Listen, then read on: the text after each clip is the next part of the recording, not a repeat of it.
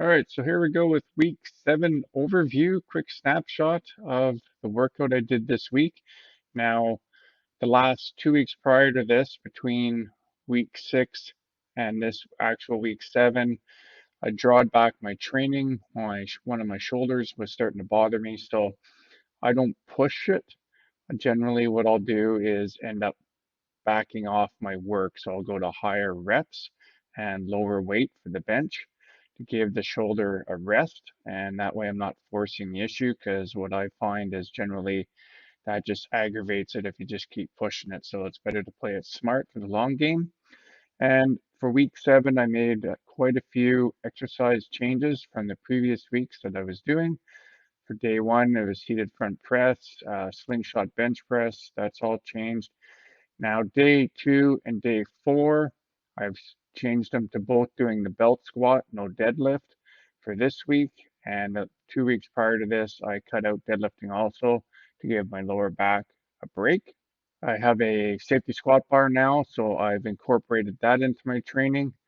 And I've also put in Nordic leg curls, which I absolutely hate, but I do find when you're a home gym user, you're very limited for what you can do for hamstring exercises, and this one is good. It's a very hard exercise, I find, but it does hammer the hamstrings.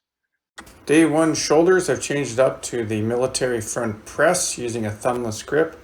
Do find this works for not activating my shoulders as much pain wise. So that was a good weight on the bar for that day. And then onwards, I went to the slingshot bench press. I do like this exercise. Sets of 3 here, and it's good for working your mid range to top range for any weaknesses that you may have there. And then day 2 is the belt squat. Now, I've done this version, which I've changed up in week 8, what you'll see. And I found I'm bending over too much here and basically activating or aggravating my lower back. So I've gone to a more upright stance and I've been working on that. Now that day I was supersetting it with the safety bar squats, just a nice light weight on the safety bar and going with forceful reps for every set of 5, and that was done right after the belt squats. And now this one here is a Nordic leg curl, eccentric only. I've changed this one up also because I found after doing this for a couple of weeks this way that I really wasn't getting much benefit from it because I just didn't have the strength to hold myself eccentrically through a far enough range of motion of this exercise. I was getting like maybe halfway down and then falling flat onto my face because there was no strength to hold myself. And I was supersetting this with the leg curls, I call them.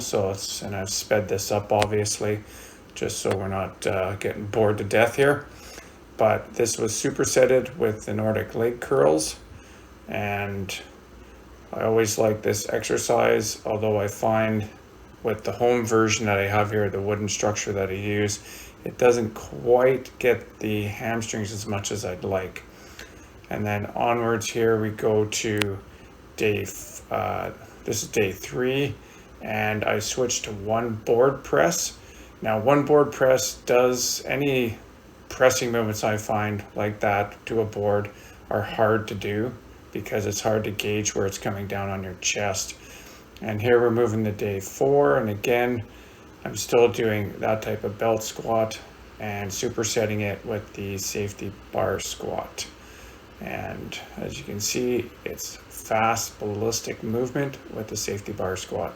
Now here for the Nordic leg curl on day 4, I've incorporated using a band, a black band, and you'll see in week 8 I've gone to a heavier band, and I do find this helps where it will help slow my descent. I can control and activate my hamstrings more, and definitely hits the hamstrings a lot more, and I'm starting to see better results because my muscles can actually work through the range of motion